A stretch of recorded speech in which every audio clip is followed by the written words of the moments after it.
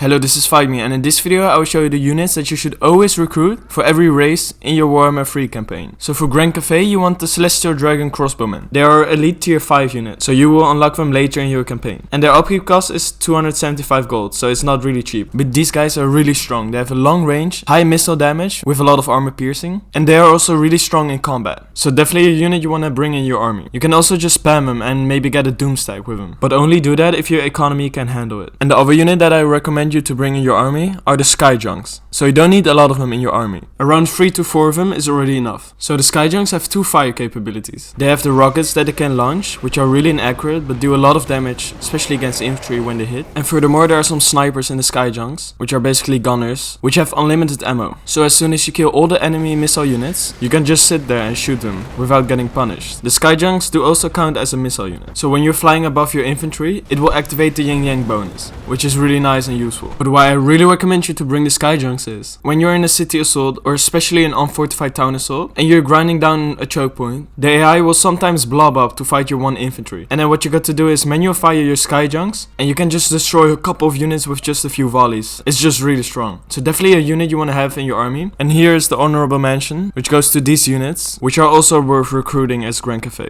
So for Tzeentch I only have to say horrors. So those are the blue horrors, the pink horrors and the exalted pink horrors. But honestly, you're just good with spamming blue horrors and pink horrors. Their upkeep cost is nothing for what they can do in battle. 100 for blue horrors and 175 for pink horrors. It's really cheap and you should just spam them. So definitely worth to recruit as Tzeentch. And the honorable mention for Tzeentch is going to the Doom Knights and the Flamers, which is a really strong and fun unit because you can shoot over the heads of your pink and blue horrors and do a lot of damage. And the Doom Knights we already talked about in the top 10 strongest units in Warhammer 3. Next up we got Khorne. Khorne has a lot of really nice units that you can recruit, especially for the second tier already. The Chaos Warriors, definitely worth the recruit. High armored, strong in combat, just a really nice unit overall. But you can also go for the Bloodletters, which are a little bit more risky, low armored, but they can deal more damage in combat. So you just got to watch out for which faction you are in war with. If the enemy in your campaign have a lot of units which have armor piercing, recruit more Bloodletters. And if you know that your enemies in your campaign have a lot of missile units, recruit more Chaos Warriors. If I was you, I would just go with the Chaos Warriors. It's safe and easier to play. But getting a combination of them is definitely not a bad thing. The other unit which is really worth it for Khorne to recruit are the Flesh Hounds, which are basically war dogs, which are extremely powerful, have a magic attack, and they're strong against all type of units. Again, it's a second tier unit, so you'll get it early in your campaign. Low upkeep cost and very fast. It's just a really nice unit and definitely worth to recruit for Khorne. And the other units that are not bad to pick up in your Khorne campaign are the ones that you can now see on the screen, but they are not a must.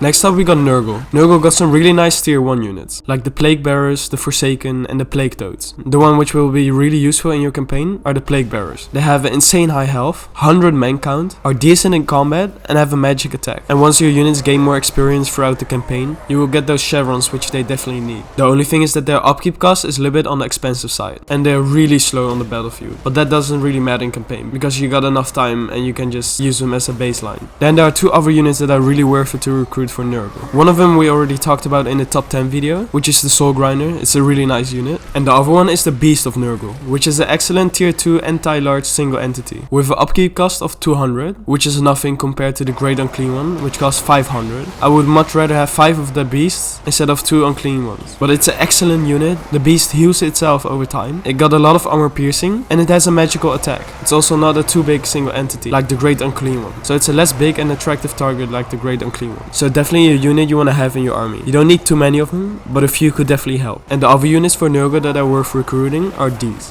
Nurgle definitely got some fun and interesting units. Next up we got Kislev. Kislev got the excellent Crossars, which is one of their most cost effective units. They are much better than the Cafe Peasant Archer. The Crossars of Kislev, if you compare them to the Cafe Bowman, have for the same cost 4 extra missile damage, 15 extra leadership, 18 extra melee attack, 13 extra melee defense, 4 extra weapon strength, 9 extra charge bonus, but only 2 less ammunition. So these Crossars are also really sturdy in combat, and they're even stronger in the missile fight. So this is overall just a much stronger unit. And you can, if you want, just spam them. With that low upkeep cost of 112, you can get a Doomstack with them. And it's actually not bad, because when your units are fighting, they can actually hold up a fight. So yeah, it's a Doomstack worthy unit, and definitely worth to recruit as Kislev. And then there's obviously also the Light Warslash of Kislev, which is a disgusting unit but definitely worth to recruit as Kislev. But I addressed that enough in the top 10 video. The unit that I do want to give more attention are the Winged Lancers. So we know the Bears are a strong anti-large unit, but because of that the Winged Lancers are getting a little bit overlooked. It's a very strong unit, it's stronger than the Cafe mid-tier cavalry, and it has an insane high charge bonus for a mid-tier cav, 60, and it's overall a very strong unit and very useful in your campaign as a tier 2 unit, with not a too high upkeep cost. They are excellent for charging units in the back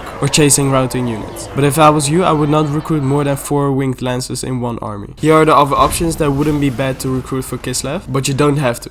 Next up we got the Ogre Kingdom. The Ogres got a lot of strong and effective units, like the Gorges of course, the Iron Blaster, the Ogre Bulls, Man-Eaters, Saber-Tusk Pack, Lead Belchers, Morphin Cavalry, Gnoblars, and I can just keep going, honestly. But I had to pick 2 of these units to give more attention, because we already know that the Gorges are broken strong with the Iron Blaster. So if you want to steamroll your campaign, you should pick those units. And then I also want to quickly address the Lead Belchers, because you can just pick a whole army of Lead Belchers and destroy the enemy before it even reaches you. A really fun unit to play with and definitely worth the recruit in your campaign. So definitely pick those units up, really fun and strong. But the first unit I wanted to put in the spotlight are the Ogre Bulls. Extremely cost effective for what they can do, with a crazy 44 charge bonus and 90 weapon damage for only 125 upkeep cost. It's just a fantastic unit and definitely worth to pick up in your army. You just got to watch out not charging bracing units, because then you lose half of your charge bonus. And the other unit for the Ogre Kingdom will be the Man-Eaters. There are 2 of them, one with the pistol and one with the great weapon. I want to talk about the great weapon one, but the pistol Man-Eaters are also a really nice unit. But yeah, the Man-Eaters with the great weapon are an excellent unit. This one is made to counter large units. With that very nice bonus versus large, it will wipe out most of the large units, even the Minotaurs of Khorne with the great weapon, which costs the same, but is much worse than this Man-Eater. So this unit is definitely worth to pick up in your army. And here's the list that will be worth it to recruit for the Ogre Kingdom. It will probably be a pretty long one, because most of their units are just really cost effective. And last but not least, we got Slaanesh. But first, if you enjoyed the video so far, consider to like the video. It's just one button and it will really help me out. Thank you in advance for the people that did it. But alright, let's talk about the best unit to recruit for Slaanesh. Slaanesh is not the most versatile faction in the game. They have no missile units, only 2 unique monsters, and what remains are just cavalry and infantry. Basically all of their cavalry options are worth it. But if I had to pick one, it will be the Hellstriders, which is an anti-large cav unit, which is a very cost effective unit for the price and the upkeep cost, which is only 150. The only sad part is they haven't got the devastating flanker ability, which makes your unit have double the charge bonus if you charge unit from the flank or back, which is insane.